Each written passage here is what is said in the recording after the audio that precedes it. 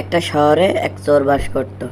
সে প্রতিদিন কারো না কারো গাড়ি চুরি করত এবং গাড়ি চুরি করে বের করে নিয়ে যেতে যেতে সে গাড়ি চালাতে চালাতে গিয়ে সে হঠাৎ করে রাস্তায় পড়ে গেল এবং পড়ে যাওয়ার কারণে তার অনেক রাগ হয়ে গেল এবং সে রাগের কারণে সামনে দিয়ে একটা মানুষ গেল, তাকে সাহায্য করলো না।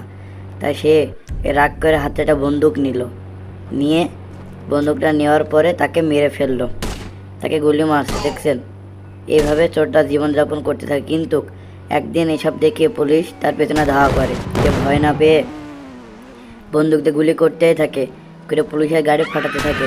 দেখছেন, সে একটু ভয় পায় না, গাড়ি ফাটাইতে এক সময় এসে একটা পুলিশ তাকে বলে যে হ্যান্ডস আপ করো। দেখছেন, তাও ভয় পায় না, গাড়ি উড়াই দিছে।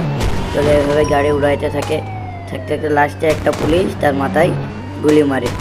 ঠিক আছে, তার মাথায় একটা গুলি মারে, তারপর সে পুলিশের কাছে ধরা দিয়ে দেয়।